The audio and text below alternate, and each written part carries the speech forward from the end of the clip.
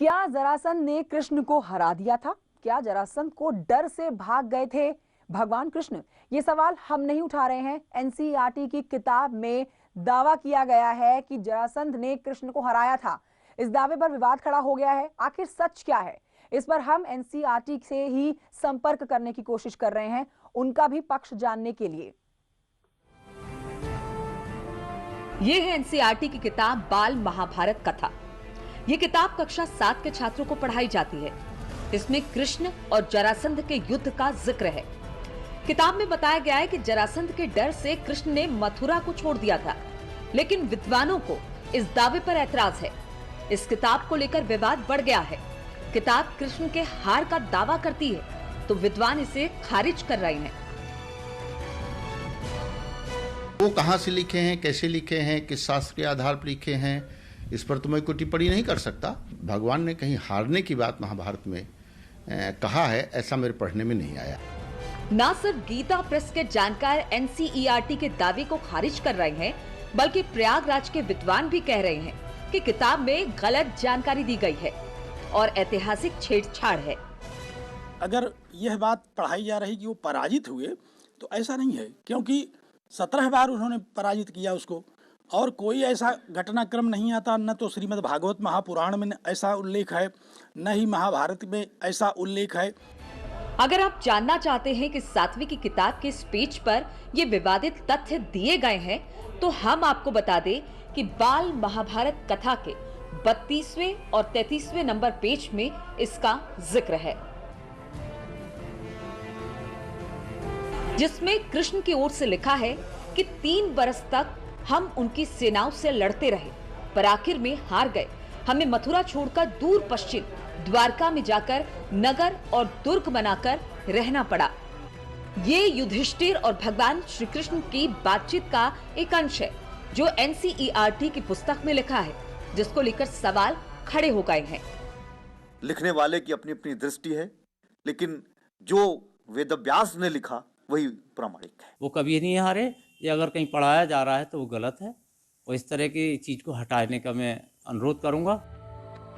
किताब में ये भी लिखा है कि भगवान श्री कृष्ण रासु युद्ध कराना चाहते थे, जिसको लेकर युधिष्ठिर से चर्चा की थी।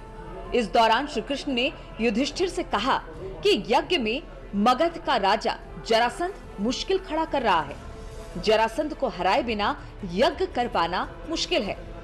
आपको बता दें कि कृष्ण कई बार जरासंध को हरा चुके थे। ऐसे में ये लिखना कि जरासंध के डर से द्वारका भाग गए थे, जानकारों के मुताबिक सही नहीं है। न्यूज़ 18 के लिए गोरखपुर से राम गोपाल, इलाहाबाद से सर्वेश दुबे के साथ मथुरा से नितिन गौतम की रिपोर्ट। सीधे रुक करते मेरे सहयोगी राम गोपाल की तरफ, हमारे साथ लाइव मौजूद है। राम गोपाल, ये बच्चों को क्या अनशन पढ़ाया जा रहा है? क्या वाकई में जरासंध ने कृष्ण को हरा दिया था? ये हमने तो नहीं पढ़ा है, और ना ही कृष्ण भगवान जो हैं जो उनसे डर से भागे थे। लेकिन बच्चों को ये गलत पढ़ाना पाप है। ये गलती पकड़ में कैसे आई है? सबसे पहला सवाल यही होगा।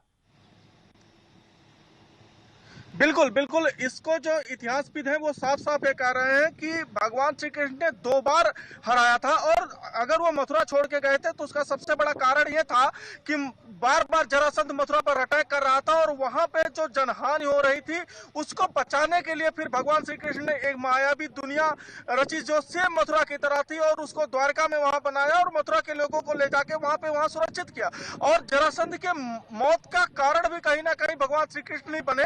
उन्होंने ही एक लीला रची और फिर भीम के हाथों उसकी मौत का कारण बना। अब ये एनसीईआरटी की किताब में चूंकि ये पढ़ाया जा रहा था, तो सबसे पहले इस बात का जब गीता प्रेस के लोगों को पता चला तो उन्होंने इस पे सवाल उठाया कि ये कहीं पे हमारे धर्म में नहीं लिखा हुआ है, और फिर जो इतिहासविद है उन्होंने इस चीज पे सवाल उठाया। और जो शिक्षाविद है उनका साफ साफ कहना है कि जिस छोटी उम्र में बच्चों को ये सारी चीजें बताई जा रही है, पढ़ाई जा रही है, वो बिल्कुल गलत है। क्योंकि गलत तथ्यों के साथ अगर हम बच्चों को बताएंगे, पढ़ाएंगे, तो उनके जो मस्तिष्क पे है वो गलत प्रभाव पड़ेगा, वो गलत ही जानेंगे।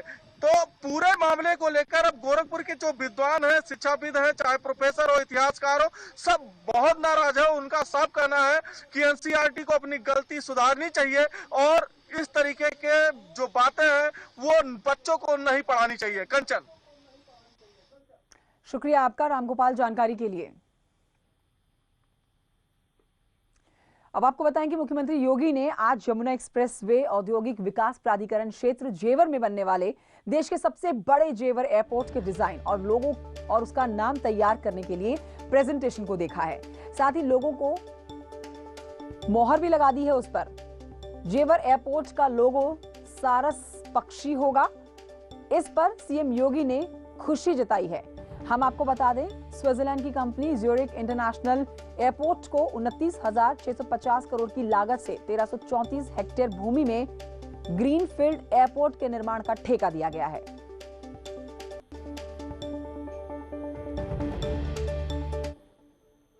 We were also able to introduce a logo, and it's very important to us that the logo signifies and symbolizes that the airport is rooted in UP, is at home in UP. It takes up symbols of the local fauna, of the Saurus crane, and it also signals the modernity, the efficiency, the high-tech digital airport that we are intending to construct. देखिए, जो लोगों के पीछे जो परिकल्पना है वो state bird सारस यहाँ का स्टेट बर्ड है, और जहाँ जेवर में अंतर्राष्ट्रीय एयरपोर्ट बन रहा है वहाँ पर काफ़ी जो है क्रेन सारस पाए जाते हैं। तो सारस को आपने लोगो चुना है, और साथ ही साथ जो टेक्नोलॉजी है और जो एरोप्लेन उड़ेंगे उसको दोनों को इनोवेशन टेक्नोलॉजी और एरोप्लेन की अवधारणा, उसके प्लेटफॉर्म, तीनों चीज़ों को जोड़ते हुए ये डिज़ाइन बनाई गई है, जो कि वो सारस है, जो कि अपने आप में सारी टेक्नोलॉजी, लेटेस्ट साइंस, इनोवेशंस को अपने आप में समेटे हुए है और उड़ान भरने को तैयार है।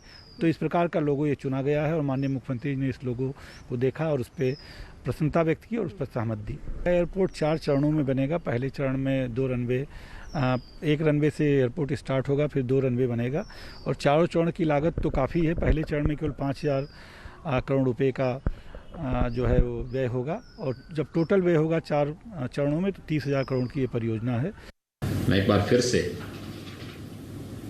ज्यूरिख इंटरनेशनल के जो आज यहाँ पर स्टेट के हमारे इंडिया के सीईओ आए हैं, अन्य अधिकारीगण आए हैं, इन सबको उत्तर प्रदेश आगमन के लिए हृदय से स्वागत करता हूँ, और सहयोग के लिए हर भरपूर सहयोग राज्य सरकार के स्तर पर, राज्य सरकार की नीतियों के अंतर्गत इस बात के लिए आश्वस्त भी करता हूं कि सबसे बड़े एयरपोर्ट जेवर एयरपोर्ट को लेकर मुख्यमंत्री योगी आदित्यनाथ ने आज प्रेजेंटेशन देखा है, और प्रेजेंटेशन देखने के बाद सीएम योगी ने इस पर सहमति की मुहर भी लगाई है, यानी कि जो लोगो है वो फाइनल कर दिया गया है। जो लोगो होगा वो सारस पक्षी होगा।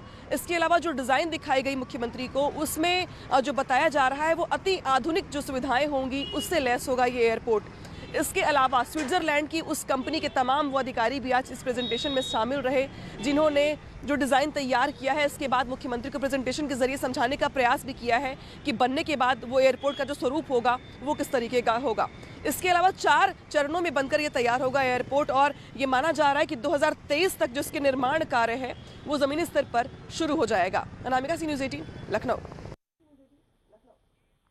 मुख्यमंत्री योगी आदित्यनाथ ने आज बरेली में किसान सम्मेलन को संबोधित किया।